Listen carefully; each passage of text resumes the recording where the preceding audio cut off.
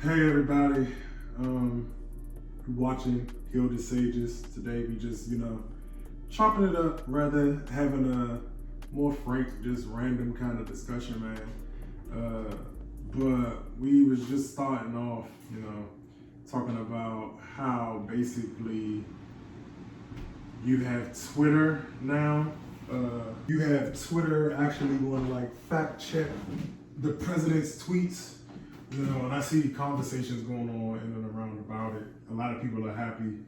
I'm not necessarily for it because I think it's a slippery slope in terms of, like, goddamn, Twitter is not one, a government, and then two, you had this private entity. You had the whole apparently Mark Zuckerberg then came out and defended basically what people feel like Donald Trump.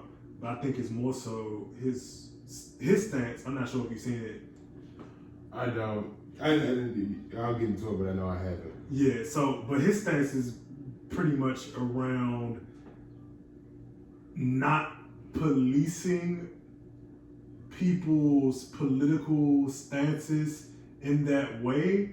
A lot of people are mad just because Mark Zuckerberg doesn't necessarily have a good track record. That whole debacle with Congress, but in the end, I think it has merit just based on what has merit. His argument in the sense that it's problematic for Twitter to come in and police that on a microblogging site where you have all of these different, not only opinions, but let's be honest, politicians tell bold-faced lies all of the time. Oh, so politicians are human. Yeah. Oh, okay. And so, like, in the end, you sure they aren't gods because they act like it. We think we are gods. Might be gods in a sense, especially when you factor in the docileness of the electorate and the masses. I mean, people don't really push back or challenge much. So in some ways, we politicians are demigods. You have this whole scenario, man, where it's just like you have that compiled on top of the surveillance capitalism situation. You see the censorship when we talk about Edward Snowden. It's just a bunch of different layers to it, and kind of like the whole Twitter situation is just kind of compounded on top of that. I gotta jump in here because I just feel an apathy building, and the apathy is in the sense that we can't ask private institutions to carry on the civic responsibility of the civic discourse. And what I mean by that is that we know that we have a constitutional right of privacy from our government. That does not mean that we have a constitutional right of privacy from private corporations and from private citizens. In DC, we know that the average person has the right, the public has the right of way up to your door. So they can come into your yard up to the door. They can do that. But what I'm getting to is that in some circles it's called digital hygiene. But more importantly, why are we calling, and this is an ongoing thing, the American mind? You have to encounter people you don't like. It's called your family most of the time. Yeah. You have to encounter ideas you don't like. It's called your friends most of the time. So why is it that when Donald Trump or Obama, who I didn't agree with most of the time either, when we encounter something we don't agree with, it's either I'm going to block it, I'm going to ignore it, or I'm going to troll it. Twitter is not a platform to commodify, as in monetize censorship, because that's what people are asking for. Monetize censorship. Make Twitter a platform where I can escape Trump. That's what I'm hearing. Because basically what had happened, what he said was there was some comments about the ballots and what do you call that? Fraud for the mail-in ballots. If that's the technical term. I forget the technical term. Yes. But basically fraud around that. And so they fact-checked it with Snopes in terms of saying, what he said about that was false. And so my thing was like, yeah, I get it, I understand it. It is somewhat misinformation, but at the same time, we also have to acknowledge when we talk about like voter suppression and those type of situations, when we had those type of conversations, when we, as America as a whole, it comes down to like, how do you police that further? Because it's a lot of misinformation that gets, said from both sides. Like when you had people, making comments about, again, like Joe Biden just said that he didn't have anything to do with the crime bill in that way. Like, do you fact check that as well? Yeah, you should. And again, I think it's dangerous because it's not being done in a partisan way. So, a bipartisan way more so, like objectively, like across the board. And because I don't see it not being done to or being done to anybody else. But it's fact. But that goes back to my thing, is that fact checking to me, is fact checking. You're looking for facts. This cult of personality that we have, whereas, it's Trump, or it's Obama, it's Joe. We're talking about the leader of the executive branch, the president, correct? Mm-hmm. We still got the legislative and the judicial. What's important is that he gets to pick the judicial.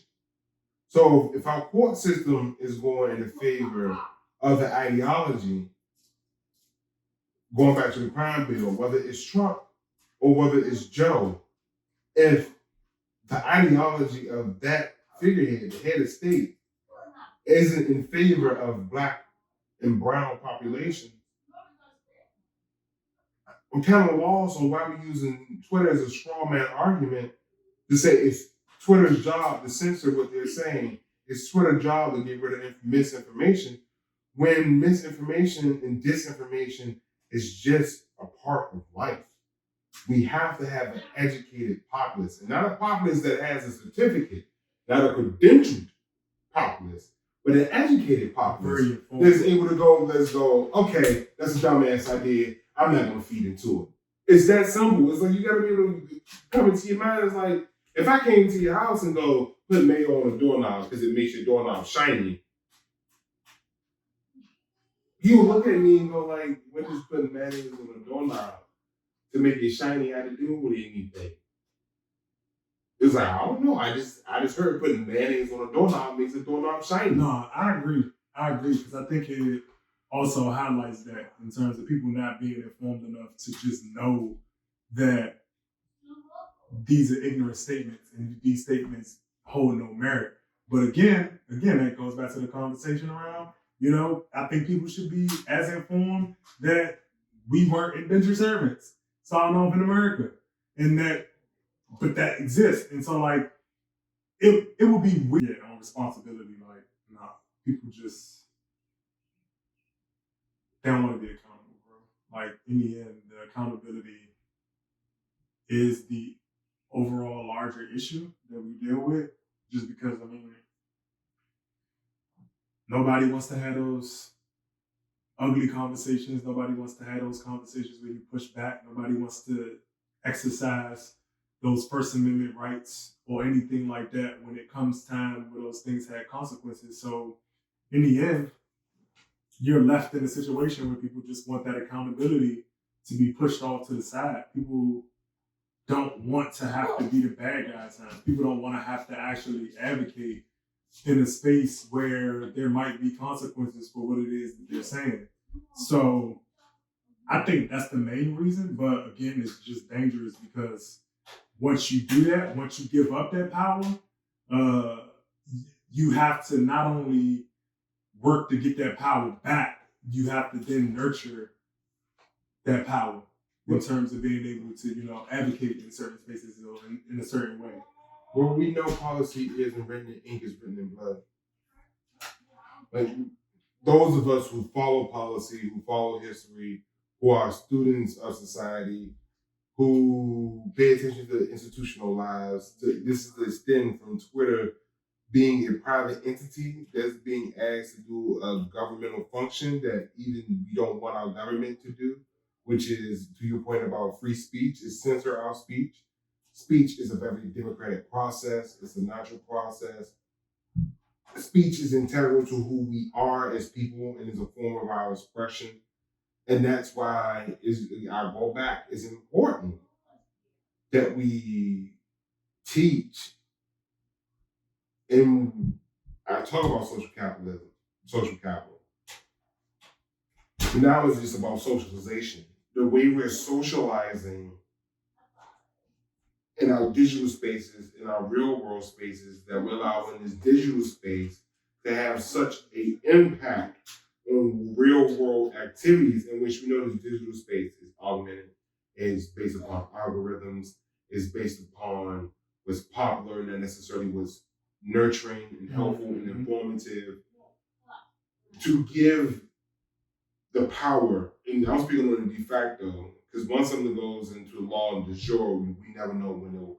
Once a law hit the book, you never know when it's going to be changed. It could be generations. And that goes into the precaution or the apprehension I hear from you about wanting that control over language and censoring just because we don't like, again, the national leader.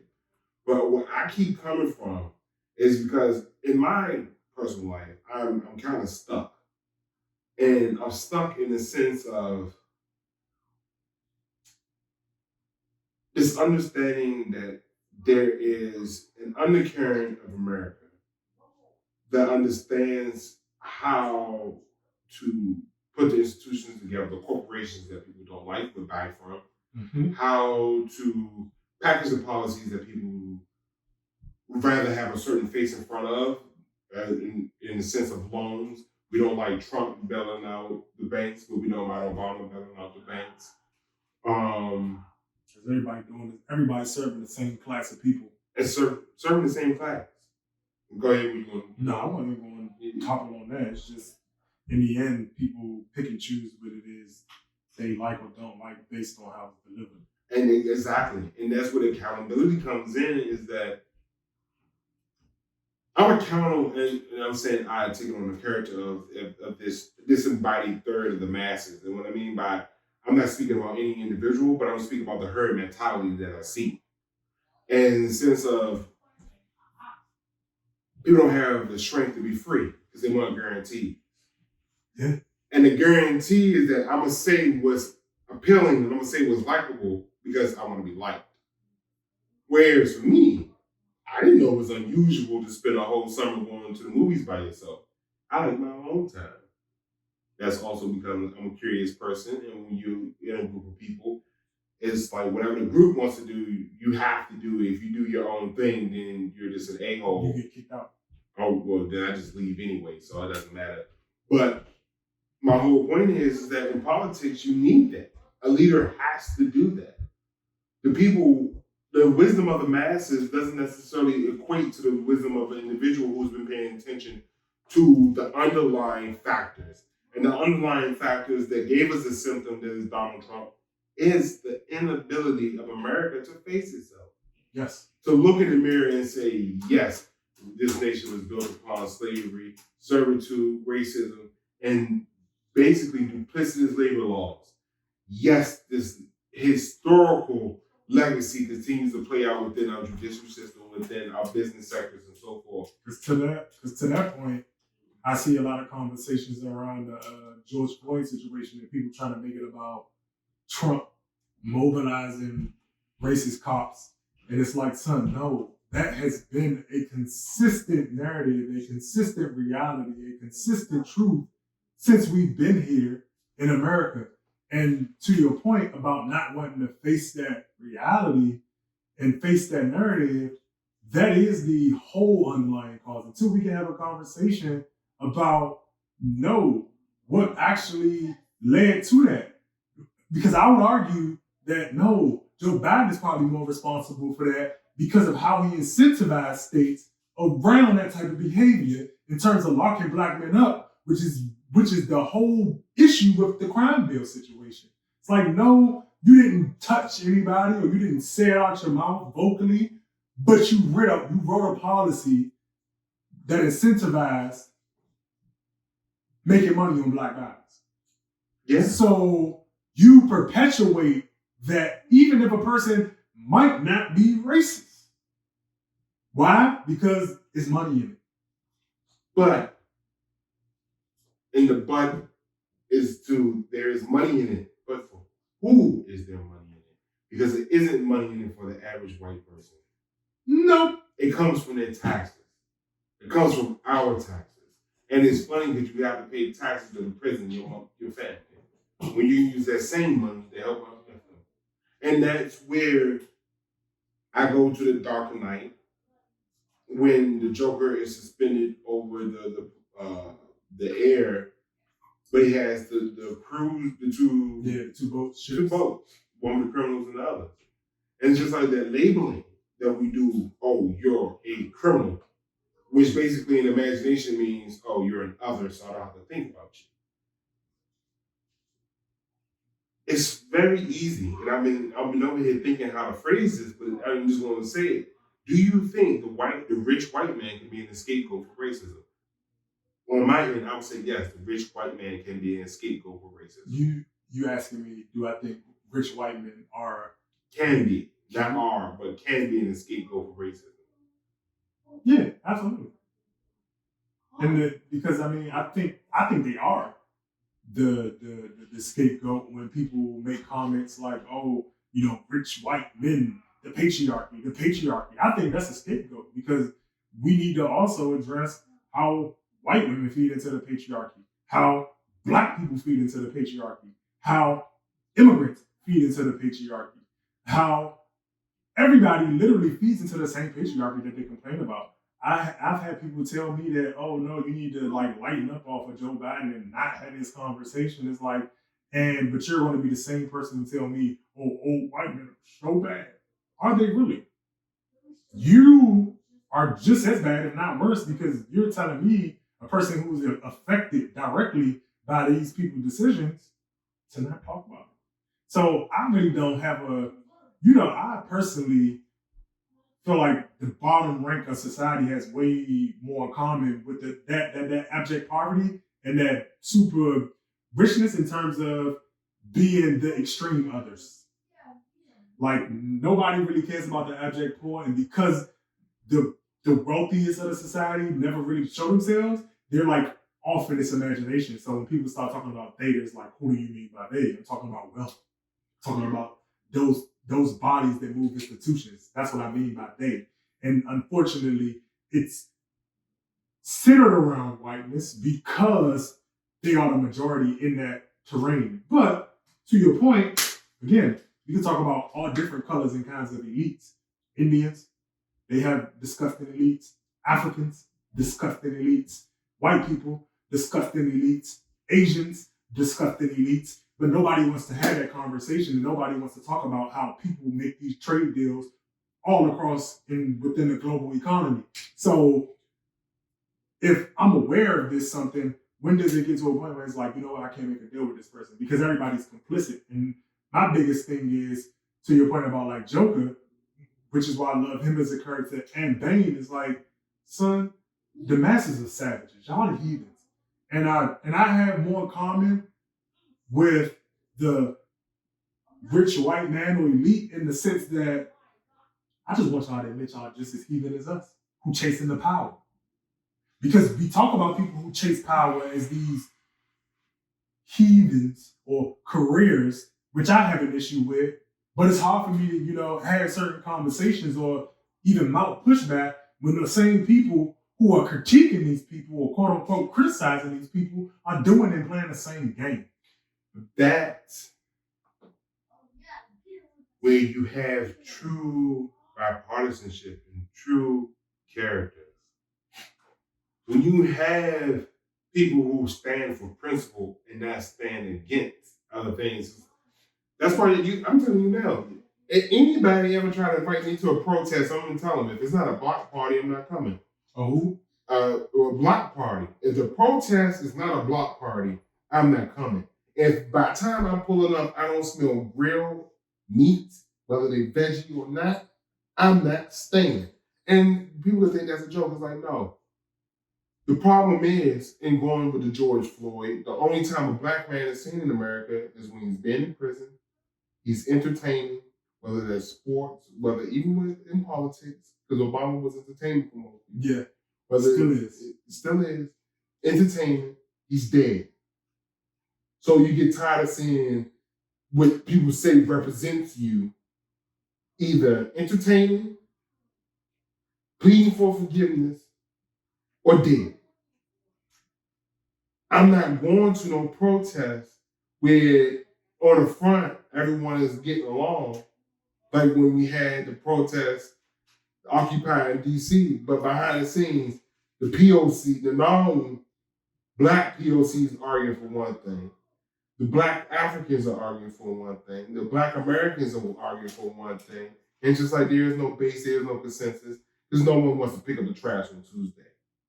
Everyone wants to be the new elite. Mm-hmm. So that's why I feel like the elite doesn't get pushed back, because most people want to be the new elite. Now, when I say elite, I don't talk about elite in the sense of economic gain or the economic capital that they come from. We have legacy, which is the white affirmative action, basically. Mm-hmm. And it allows in more people than affirmative action itself, not even to go on that civil rights tangent. That's another time, another day. But what I'm getting to is, back to the accountability, is that if you won't show up, then the protest means nothing. If I write the policy or the executive order, but no one follows through with it, it means nothing. We are having an argument about a pen on paper or keys on a keyboard, but we don't take the day-to-day recognition, and I say it off camera, don't say it on camera, that my favorite song by the Migos is What's the Price? I really want to be able to write a sociological book, and it asks, what's the price? Community expectations versus community realities. What's the price? Because it's all in the numbers. It's all in the budget. What people don't realize is, I'm never, I'm always, look, through you. But what I always try to get people to understand is, when you do that, it has a direct pushback in terms of, and that's what I consider the price.